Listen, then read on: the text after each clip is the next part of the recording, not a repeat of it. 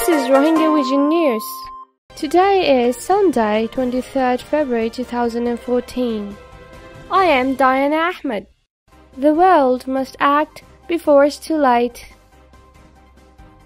Burma, a South Asian nation with a predominantly Buddhist population, has been struggling with sectarian violence for many years now. But recently, the violence against the Rohingya has intensified. Just in the past weeks, reports of mass violence have emerged from Duchuradan village of Mangdo, an area near the Bangladesh border where the great majority of the population is Rohingya. Beginning of January 13, in the village of Duchuradan, accounts and reports of Rohingya taken as slaves, tied up, killed, cut into pieces and dumped in the gutter reached the world. Then there were incidents of women who were raped and had their breasts cut off before they were killed. A grandmother aged 103 years old and her grandchildren slaughtered before the eyes of the police, as well as sweeping arrests of men, women and children of all ages. There were also eyewitness reports of dead bodies being taken away by the security forces in trucks to be buried. Yet, the government acknowledges only the killing of one Buddhist policeman while denying the killings of Rohingya villagers. Though strongly denied by the government without any investigation whatsoever, the UN investigation of the recent incidents confirms that a massacre had taken place in this village. The UN released a statement that there were credible reports of at least 48 people had been killed. The authorities then ordered the arrest of all men and children above 10 years old. 4,000 Rohingya living in the village abandoned it and fled. The people in the villages around did not help as they had received instructions to not take them in. Facing the threat of hunger, some 500 women and children were forced to return to the village after the incidents. However, 18 of the 340 dwellings in the village were completely burned, while others were half burned. Homes had been pillaged and all their goods, food and animals had been confiscated. The UN and many human rights organizations called on the Burma government for an immediate and independent investigation into the violence. Yet, the widespread arson started by local mobs in the following days in Duchuradan village made evidence of the massacre harder to document. Since violence flared up in Arakan state in June 2012, hundreds have been killed. At least 140,000 Rohingya Muslims have been displaced. Tens of thousands are in desperate need of humanitarian aid and similar numbers have fled the country. Now this recent violence has created more displaced people as the village was home to its 4,000 inhabitants and is now completely empty. A year and a half after the onset of violence against Arakan Muslims, displaced Rohingya still lack adequate shelter, drinking water, sanitation and healthcare. Humanitarian aid agencies have limited access to the area. The people of Rohingya are in a state of fear, yet there is nothing they can do to protect themselves. Categorized as foreigners by Burmese state legislation, the Rohingya have been deprived of basic human rights and civil rights for years.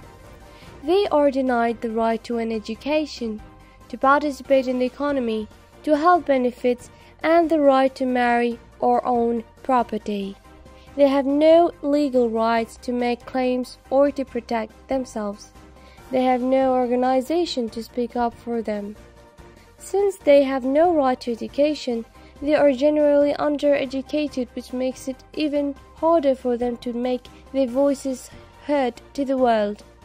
Moreover, they lack the slightest technological means by which to access to the world.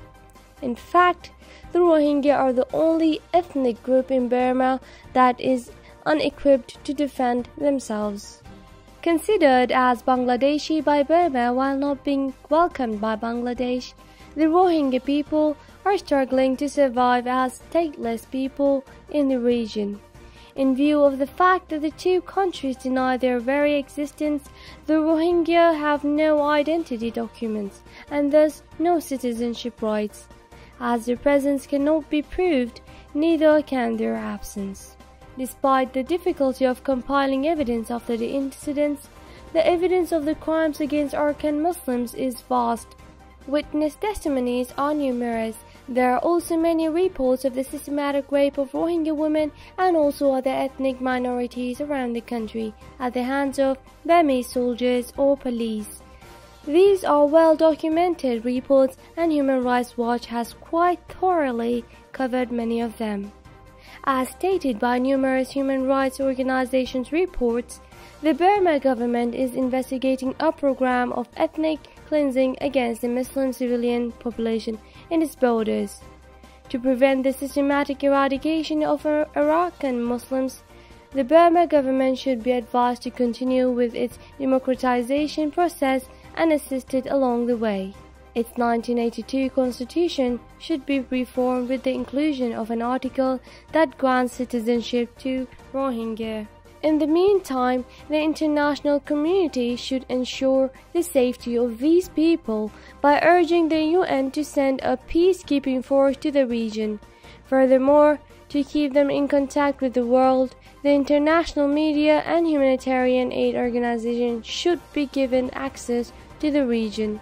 The situation of internally displaced persons, IDP, should first be improved. Then they should be given more proper places to shelter. In order to put an immediate end to these sufferings in Burma, it is of course essential for the whole world to unite in showing its opposition to oppression. It is a known fact, and one that has left deep scars in the past, that a policy of eliminating the Muslim population in the region has been followed for approximately a century.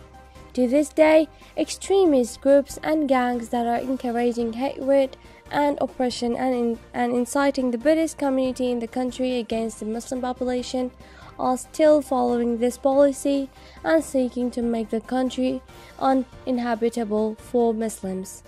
As in the past, the aim is to eradicate Arakan province of Muslims by intimidating and driving away the Muslim people. However, if all countries of the world, all international communities, human rights organizations, and people of good science follow up on this appalling situation in a determined and persistent manner and do not turn a blind eye to the concealment of the true facts, then of course this operation will come to an end.